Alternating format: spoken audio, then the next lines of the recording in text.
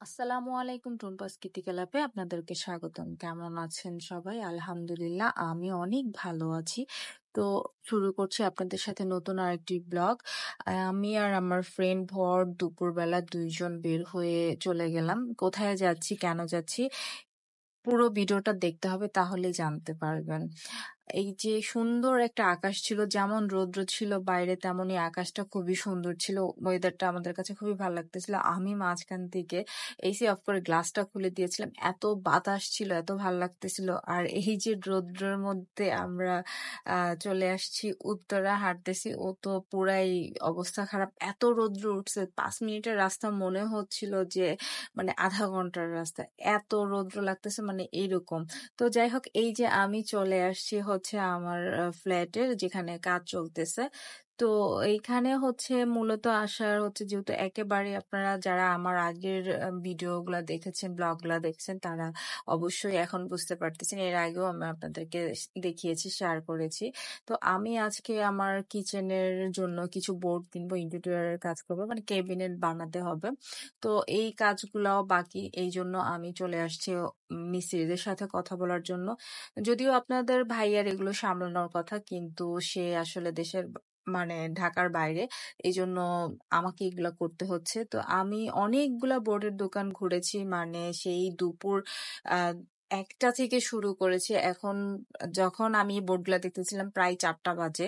মানে এর মধ্যে আমার একটা দোকানেও বোর্ড পছন্দ না। তো অবশেষে এই দোকানটাতে এসে আমি দেখলাম উত্তরাতে এই একটা মাত্র আমি দোকান পেয়েছি যে মানে হিউজ পরিমাণ কালেকশন আছে। তো তারপরে ওনাদের সাথে দামে মিলতেছিল না, কি করব কিছুই বুঝতেছিলাম না। আর সবচেয়ে বড় কনফিউজড লাগতেছিল যে কোনটা নিব, কোন কালারটা নিব। আপনাদের ভাইয়া যদি পছন্দ না করে, তো যাই হোক, 2 ফ্রেন্ড, 2 পণ্ডিত মিলে আমরা দুজন মানে অনেক কষ্ট করে ডিসাইড করলাম, এবং মাঝে মধ্যে ওনার সাথেও কন্টাক্ট করতেছিলাম যে আসলে কোনটা নিব। তো উনি বলল, আচ্ছা ঠিক আছে, এইটা সম্পূর্ণ তোমার পছন্দ। তখন আরেকটু সাহস পেয়ে গেলাম যে আসলে তাহলে আমি যেটা পছন্দ করব আমি ওইটাই দিব। তো আমি আসলে কোন বোর্ডটা পছন্দ করেছি, এই বোর্ডের কালারটা দেখতে হলে আপনাদেরকে নেক্সট ভিডিওটা দেখতে হবে। এই যে দেখেন দুইজনের অবস্থা, মানে ঘেমে টেমে কি অবস্থা হয়ে, মানে চেহারার আর কোনো স্বরূপ নেই। তো যাই হোক, এই ভাইয়ার সাথে অনেক ঝগড়া করার পরে আমরা কিছু টাকা সেভ করতে পেরেছি।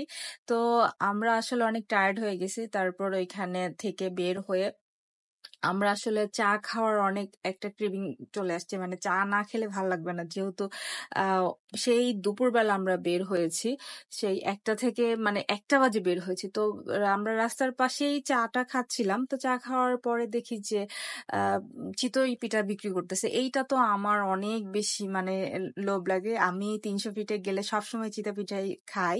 চিতই পিঠাটা আমার খুবই ভালো লাগে, হাঁসের মাংস দিয়ে বা গরুর মাংস হোক, মুরগির মাংস হোক, আমরা ওইখানেই সবসময় খেয়ে থাকি। তো আমরা খাওয়া দাওয়া মানে বলতে ওই একটু একটা পিঠা আর চা খেয়েই আমরা আবার রওনা দিলাম, যেহেতু সন্ধ্যা হয়ে যাচ্ছে। আমি আমার টুকটুকে বুড়াটাকে বাসায় রেখে আসছি, আর ও ওর স্টুডিওতে যাবে। তো এই পর্যন্তই ছিল আমাদের আজকের ভিডিওটা, ব্লগটা, যাই বলেন। তো সবাই ভালো থাকবেন, সুস্থ থাকবেন। আল্লাহ হাফেজ।